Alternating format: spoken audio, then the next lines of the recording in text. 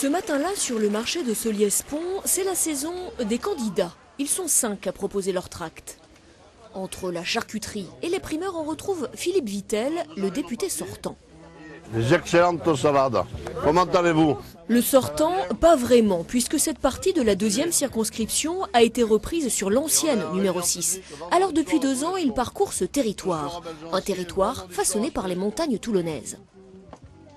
Il y a là un enjeu fantastique de protection de l'environnement. Nous l'associons bien sûr, comme je l'ai dit tout à l'heure, à la construction des nouveaux logements, qui doivent être totalement intégrés et qui doivent être tous en normes HQE, en normes de haute qualité environnementale. Mais il y a aussi la protection vis-à-vis de projets qui pourraient nous amener plus de nuisances que de bienfaits. En ligne de mire, la LGV, la ligne à grande vitesse qui pourrait un jour traverser ces monts. C'est aussi le fonds de commerce d'Olivier Lesage. Ouais, Olivier Lesage, je porte bien mon nom quand même. Hein. Ouais. Voilà, non, on veut un peu changer les choses. Un militant associatif, seul candidat à payer la campagne sur ses deniers personnels.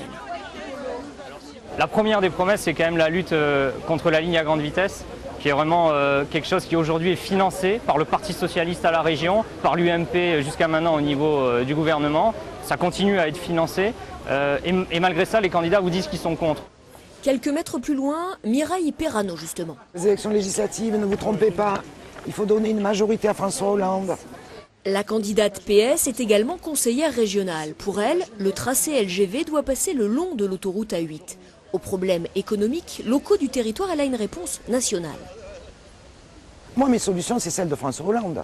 C'est-à-dire que pour le logement, quand François Hollande dit on va construire 2,5 millions de logements, il y en aura évidemment sur la circonscription. Quand François Hollande dit pour l'emploi, on va embaucher 150 000 jeunes en emploi à venir, quand on va créer 500 000 emplois en contrat de génération dans les entreprises, bien sûr que les habitants de la 2e circonscription du Var auront aussi le bénéfice de ces mesures. Une candidate PS qui évidemment vise absolument le second tour. Seulement voilà, il faut pour y parvenir obtenir 12,5% des voix des inscrits. Pas évident lorsqu'encore plus à gauche, Luc Léandry est sur les rangs. Bonjour mesdames, pour les élections législatives, le Front de gauche. Avec de vraies idées pour l'emploi.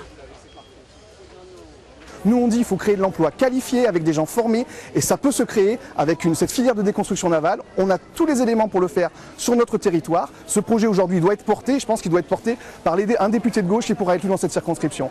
L'emploi, Philippe Vittel en parle aussi. En siégeant à la commission de la Défense, il a pour lui fait gagner notre territoire. Aujourd'hui, le Var est le premier département militaire de France. Il a été d'ailleurs un des grands gagnants de cette restructuration. La base navale de Toulon, aujourd'hui, a 800 personnes de plus qu'elle n'en avait auparavant. Draguignan, c'est plus 2000. Ce matin-là, entre les allées, il y avait aussi le candidat frontiste. Voilà. C'est moi sur la photo. Très bien. Un candidat très fier de la vague bleu marine. Le premier tour pour lui, une promenade de santé. Quant au second, il a déjà sa petite idée. Je vois plutôt une triangulaire assez serrée, dans laquelle je pourrais peut-être tirer mon épingle du jeu. Encore une fois, je fais appel à tous les gens qui se considèrent qu'il faut rompre avec le système. Voilà, donc je fais appel aussi aux gens, même de gauche. L'essentiel, c'est que ce soient des patriotes qui mettent la nation en priorité. Sur cette circonscription numéro 2, 4 autres candidats sont en lice.